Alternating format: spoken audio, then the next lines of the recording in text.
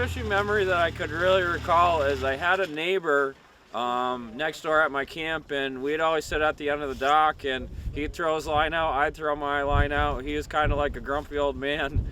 I was no bigger than 6 or 7, and I, I remember one day I caught a bigger fish than him, and he was swearing left and right as he kind of walked back to his camp and as he quit for the day. I started Reeling for Recovery, the idea 3 years ago. It took me about a year to put everything together. We did our first event last year. All the money that's generated goes to the Champlain Valley Family Center, which focuses on at-risk youth that are struggling with addiction and other life problems. I think the biggest thing is just connecting back with nature. In the age of electronics, when you're out here on the ice, yeah, you can have the fanciest flasher, this, that, and the other thing to find the fish, but it's really just getting the kids away from a TV, getting the kids away from basically back into nature. That's something that I think generations are losing, and I think that's an important part of fishing, is just reconnecting with some of the things that people have been doing forever. I remember one thing that really was memorable to me is I found a picture of my grandfather ice fishing in the 1950s, and that really motivated me to want to go out and ice fish more. I think that's something that needs to be passed down. It's something people have been doing for a long time, even before all these fancy augers and things of that nature came out. I couldn't imagine going out into the ice and then taking either a chisel or an axe and sitting there swinging away until I was to one hole. Okay. And yeah, that'd be good.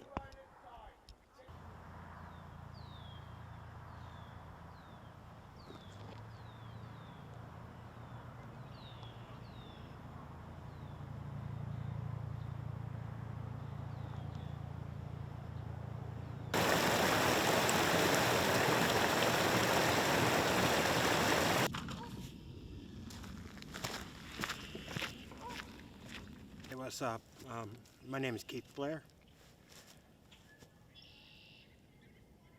I am kind of, feeling weird about everything that's going on right now with the whole coronavirus thing. Because for me, it kind of affects me in a couple of ways. Now, there's still some late season ice fishing tournaments and that we'll try to hit up this year. I'm feeling a whole lot better than I did last year. Last year I cut my thumb really bad and sliced the tendon, so I wasn't able to use my my thumb. But right now, it's with this whole situation of the coronavirus and everything, and me being I have a compromised immune system, it kind of makes it hard, to get out there and do like one, find safe ice, and two, go fish with a large group of people. Because right now everybody is kind of scared and nobody, the social distancing thing right now, as you can see. Normally, if I was to come down here, I wouldn't be able to kind of film like this because there'd be a whole lot of people here. But there's still a lot of people here, but everybody's kind of keeping their distance. So you don't get that same feel like you do when you go ice fishing. Now, I was introduced to the sport of ice fishing by my younger brother-in-law, Will. Because I was like bored during the winter time. I was like, I don't even know what to do. He's like, you ever try to ice fish? And I was like, what? That's crazy. So he took me out there, and the first thing we did is we didn't even have a auger, which is kind of a faster way to get through the ice. We went really old school, and we had an ice chisel. And we went through and we basically pounded out holes literally with the chisel, which looks like just stabbing the ice, I'm saying, in a circle and getting that ice out. Later on that season, that's when I got my ice auger, so I kind of started at the very beginning of ice fishing itself, when people were out there chiseling, breaking through the ice with, steel rods or whatever they could just to get to the ice to fish. I started taking my son with me because, I wanted somebody to go with. I wanted somebody to share that my love for the sport in a way that my real father kind of introduced me to the sport. Now he would let me go out there and fish. We really don't talk much, but I can say that's one good memory I have, is he would allow me to fish. So in the same way I take my son out there and I have him fish, and I kind of have like another ulterior motive for that, because I believe if you could fish, you could feed yourself. You'll never go hungry because you know how to fish. So that's kind of my one way of teaching that. I took all my kids out there fishing. But right now,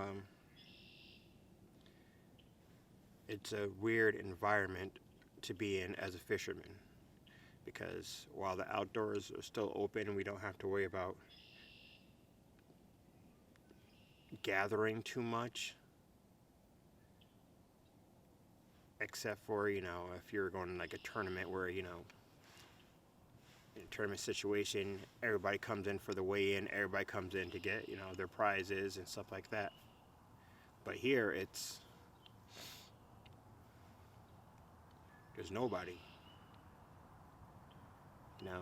Sometimes fishing can be a solitary thing, but it feels like forced solitude really kind of sucks, to be honest with you. But I don't know.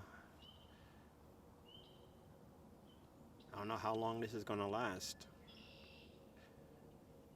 Like, it's kind of hard to even start getting baits and stuff like that, because if it's not essential, all the stores around me and all that other stuff has been ordered to close down.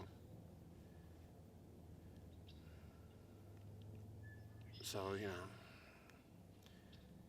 some tackle shops listen and some say they are essential. So I'm not sure. But just waiting for this all to be over with, so, get back to life as normal. Well, one good thing is nobody's gonna steal my spots. Nobody's around.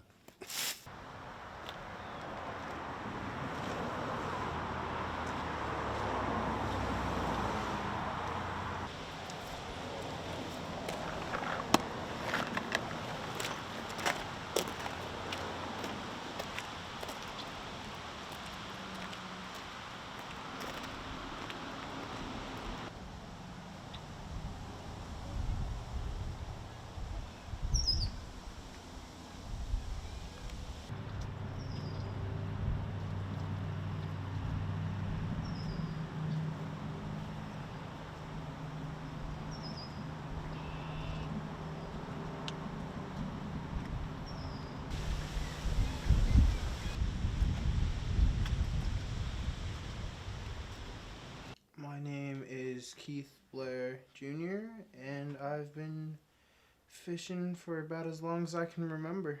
The first thing I can remember about fishing is actually when I was little. I was trying to cast out, and I hooked my ear right here, and it went like halfway through my ear. Pretty painful memory.